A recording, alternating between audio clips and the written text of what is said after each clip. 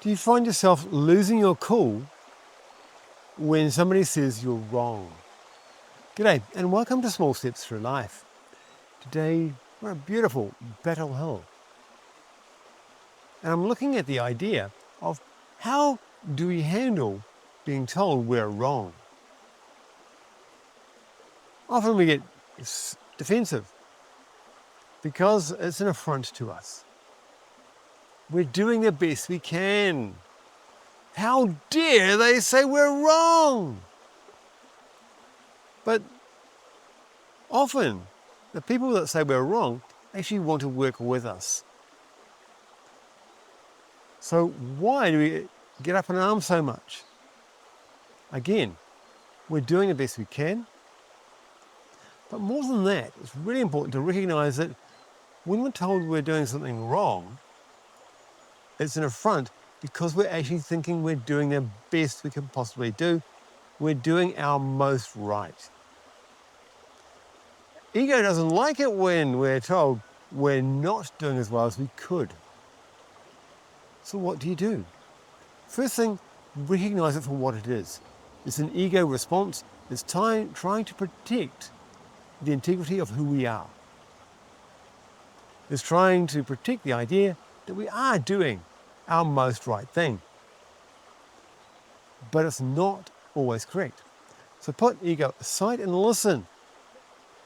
Is there any validity to their idea? And if you can't do it calmly, then listen to what they're saying and go away somewhere quiet, like here, and reflect on what they said.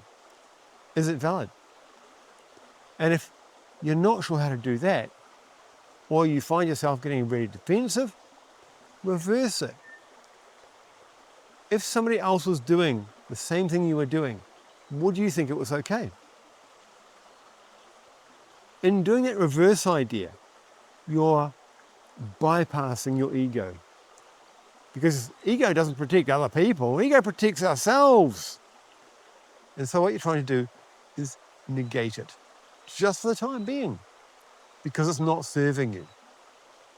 Once you can start listening and hearing opportunities to refine, growth becomes much more automatic. Does it hurt? Always. Being wrong isn't fun, but it is the only way to grow. Because in finding where we've done wrong, we can find better. And in fact, when you think about it, if there is a better, then what we were doing wasn't as good as it could be. Ponder that one. It's really important. If we can do something better than what we were doing wasn't the best it could be, or another way to say, it wasn't as right as it could be, or it was a bit wrong. Any one of those might resonate with you. Once you realize that, suddenly every piece of feedback becomes an opportunity to grow. Some of it you can say, actually I disagree, and that's okay. But also, when you look at it, when somebody from outside of who you are gives you feedback, they're saying, on the basis of what I can see from you, I think.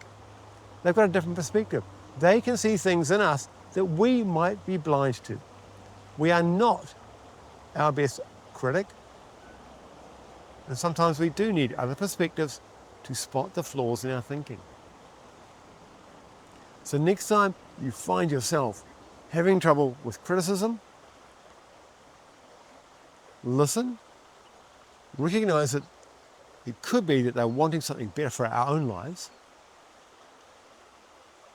Maybe take it away somewhere quiet, reflect on it, see what refinements you can make in your own life using that information. Once you've done it a few times, you'll start recognizing the value of listening to that feedback. And it will become more automatic. It'll still sting a bit, but that's okay. Each time you do it, you get the idea of a new way of learning. Now it's not just what you know, it's what other people can see as well. Make your journey amazing. Grow in the ways that you most value. And on that note, I'm going to say, see you later.